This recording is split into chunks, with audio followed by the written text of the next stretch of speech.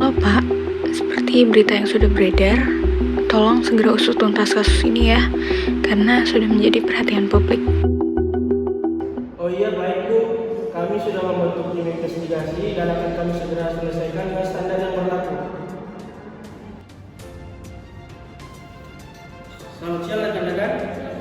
Baik rekan-rekan, hari ini kita bahas hasil investigasi laporan keuangan PT ABC Indonesia tahun 2024. Ada indikasi kuat terjadinya fraudulent financial reporting.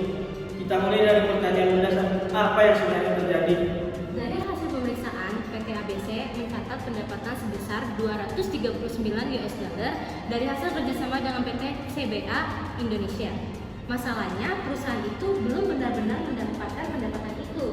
Artinya, perusahaan mengakui pendapatan itu fiktif, yaitu melanggar prinsip realisasi pendapatan dalam IFRS 15. Seharusnya, pendapatan baru bisa diakui kalau sudah ada manfaat ekonomi yang masuk atau pembayaran yang pasti.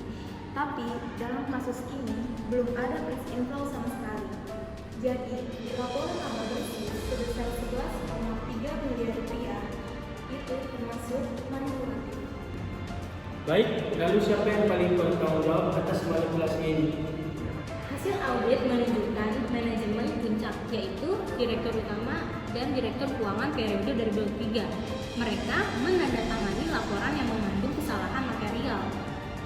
Selain itu, ada pola kelemahan kontrol yang sudah terjadi sejak ES menjabat sebagai CEO. Dan jangan lupa, ES ini juga termasuk terjerat kasus suap pengadaan pesawat. Budaya permisif terhadap kecurangan sudah terbentuk jauh sebelum laporan ini dibuat. Jadi, kasus ini mulai mencuat setelah laporan keuangan 2023 rilis pada Juni 2024. Dua komisaris PT ABC menolak menandatangani laporan keuangan karena menemukan kejanggalan dalam pencatatan pendapatan. Penolakan ini memicu audit, investigasi, dan auditor independen. Fraud terpusat di bagian akuntansi dan keuangan kantor pusat PT ABC Jakarta. Manipulasi dilakukan melalui tahap revenue recognition, bukan di operasional penerbangan. Semua dilakukan melalui pencatatan jurnal akuntansi, jadi semua dokumen terlihat bersih. Dengan kata lain, ini bukan penyimpangan kas fisik, tapi manipulasi laporan akuntansi, white collar fraud. Kami menemukan 3 penyebab utama. Yang pertama, tekanan.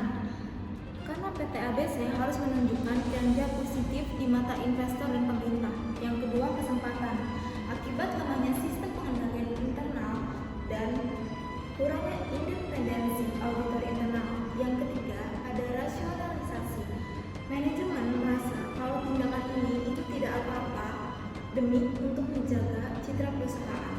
Jadi, ini persis dengan teori fraud teratur, tekanan, kesempatan, dan pembenaran diri.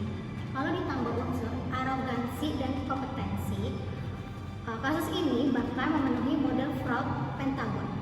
Secara teknis, fraud dilakukan lewat pencatatan pendapatan di muka. Kontrak kerjasama dengan PT CBA jangka panjang, tapi seluruh nilainya langsung diakui di tahun pertama. Padahal belum ada penerimaan kas sama sekali. Perusahaan juga gagal mengungkap risiko gagal bayar dalam laporan keuangan.